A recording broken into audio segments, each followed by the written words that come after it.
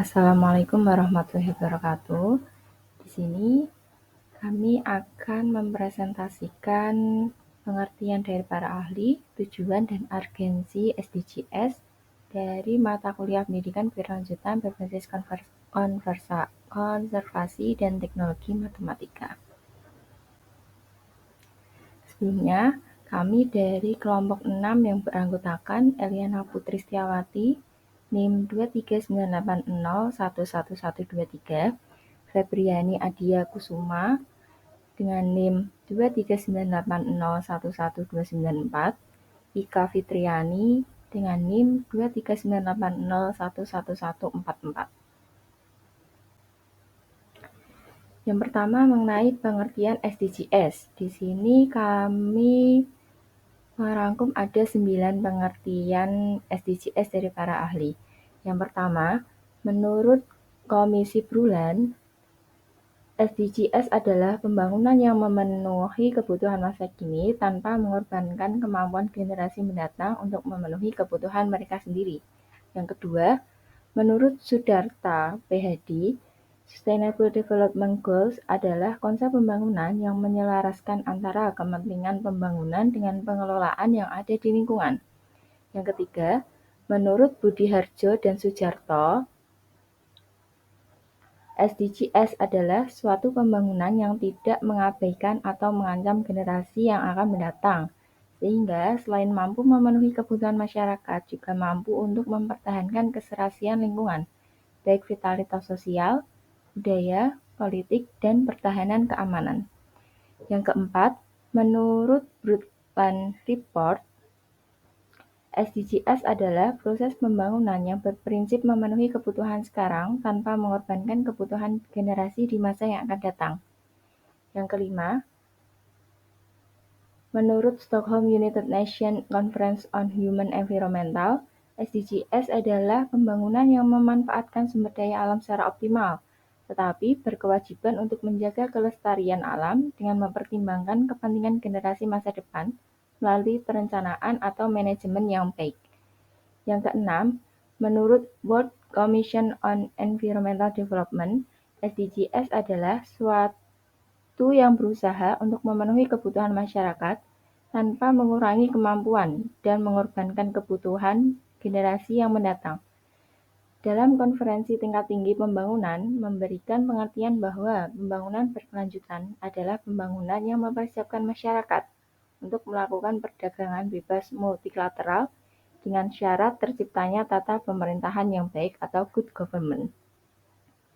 Yang keenam, menurut Robert Wickets, SDGs adalah pembangunan yang menekankan kepada nilai-nilai keamanan dan kesejahteraan nasional negara, daerah, dan institusi-institusi dari adanya media sosial dari masyarakat itu sendiri. Yang kedelapan, menurut Wibawa, SDGs adalah transformasi progresif terhadap struktur sosial, ekonomi, dan politik untuk meningkatkan kehidupan masyarakat tanpa mengorbankan kemampuan para generasi yang akan datang. Yang terakhir, menurut Ignaz Leiden, SDGs adalah suatu pembangunan yang mengacu pada pemanfaatan sumber daya alam dan sumber daya manusia, serta tetap berkewajiban untuk memelihara keseimbangannya. Selanjutnya, tujuan dari SDGs. SDGs ini merupakan suatu program dan upaya pembangunan untuk menjaga peningkatan kesejahteraan ekonomi dan kualitas hidup masyarakat secara berhubungan termasuk dalam bidang pendidikan. Terdapat 17 tujuan dari SDGs. Yang pertama yaitu no poverty, tanpa kemiskinan. Tujuan yang pertama ini mengakhiri kemiskinan dalam segala bentuk dimanapun, atau end poverty in all its form everywhere. Lalu yang kedua, zero hunger, tanpa kelaparan, yaitu mengakhiri kelaparan, mencapai ketahanan pangan, memperbaiki nutrisi, dan mempromosikan pertanian yang berkelanjutan. Yang ketiga, good health and well-being, kehidupan sehat dan sejahtera, yang berarti menjamin kehidupan yang sehat dan mendorong kesejahteraan bagi semua orang di segala usia. Yang keempat, quality education, pendidikan berkualitas, yang berarti pendidikan yang berkualitas dengan menjamin kualitas pendidikan yang inklusif dan merata serta mempromosikan kesempatan belajar seumur hidup untuk semua orang. Yang kelima, gender equality, yaitu kesetaraan gender. Eh, Tujuannya yaitu untuk mencapai kesetaraan gender dan memberdayakan semua perempuan dan anak perempuan. Yang keenam, clean water and sanitation, yaitu air bersih dan sanitasi layak, yang berarti menjamin ketersediaan dan pengelolaan air dan sanitasi yang berkelanjutan untuk semua orang. Yang ketujuh, affordable and clean energy, energi bersih dan terjangkau, yang berarti menjamin akses ke energi yang terjangkau, handal, berkelanjutan, dan modern untuk semua. Yang ke-8, decent work and economic growth, yaitu pekerjaan layak dan pertumbuhan ekonomi, yang berarti mempromosikan pertumbuhan ekonomi yang berkelanjutan, inklusif dan berkelanjutan, kesempatan kerja penuh dan produktif, serta pekerjaan yang layak untuk semua.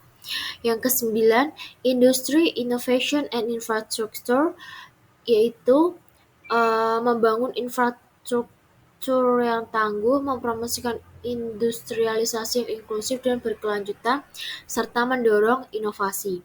Yang ke-10, reduce inequality, yaitu berkurangnya kesenjangan, mengurangi ketimpangan di dalam negara dan di antara negara-negara di dunia.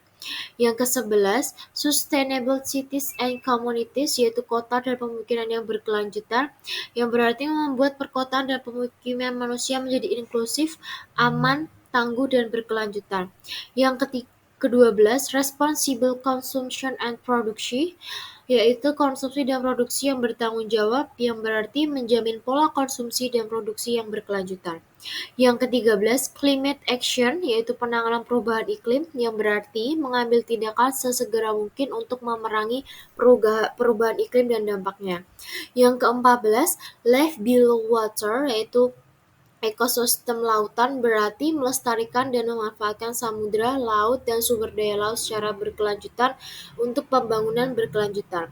Yang ke-15, life on land, yaitu ekosistem daratan, yang berarti melindungi, merestorasi, dan meningkatkan pemanfaatan berkelanjutan ekosistem daratan.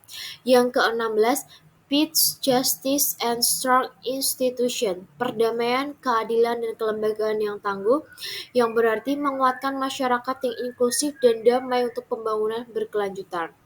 Yang terakhir, partnership for the goals, kemitraan untuk mencapai tujuan, yang berarti kerja sama global untuk mencapai tujuan berkelanjutan.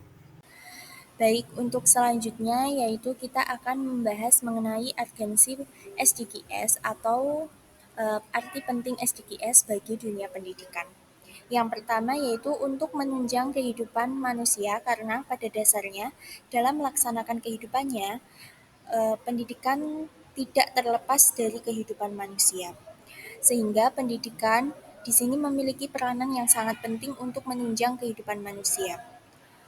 Implementasi dan pengembangan kajian pendidikan juga harus disesuaikan dengan kondisi serta situasi sosial yang ada di masyarakat. Sebab pendidikan laksana eksperimen yang tidak pernah selesai sampai kapanpun sepanjang ada kehidupan manusia di dunia ini. Kemudian yang kedua yaitu menciptakan generasi muda sebagai agent of change. Generasi muda sebagai agent of change artinya yaitu generasi muda harus memberikan perubahan pada bangsa Indonesia. Generasi muda sebagai agen inovasi yang dapat memberikan kontribusi penting dan signifikan untuk menerapkan konsep-konsep pembangunan berkelanjutan yang aplikatif. Kemudian yang ketiga, generasi muda harus bisa menjadi agent of producer. Artinya, pendidikan harus bisa menjadi patron bukan hanya dalam hal pendidikan formal, tapi yang dimaksud adalah pendidikan yang mampu mengubah pola pikir anak bangsa dan pendidikan inovatif yang mendorong kreativitas dan daya tarik atau inovatif anak bangsa. Berdasarkan hal di atas, tujuan pendidikan pun akan menjadi tumpuan upaya pemerintah untuk mendorong pencapaian tujuan dan sasaran pembangunan berkelanjutan dalam era Sustainable Development Goals atau SDGs hingga tahun 2030 berdasarkan arahan dari Forum PBB yang telah disepakati pada tanggal 2 tahun 2015.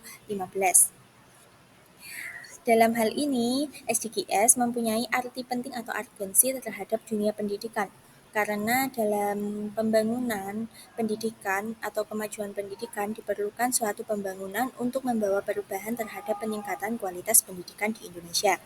Nah, peningkatan pendidikan bagi masyarakat Indonesia akan memacu pencapaian terhadap tujuan dan sasaran lainnya dalam 17 poin SDGs, terutama untuk meningkatkan indeks pembangunan manusia Indonesia. Sekian pemaparan dari kelompok kami. Apabila terdapat kesalahan dalam penyampaian dan juga penulisan, kami mohon maaf yang sebesar-besarnya. Dan apabila terdapat kritik, saran, dan juga sanggahan dari teman kelompok lain, bisa dituliskan di kolom komentar pada tombol reply di bawah. Sekian dan terima kasih. Wassalamualaikum warahmatullahi wabarakatuh.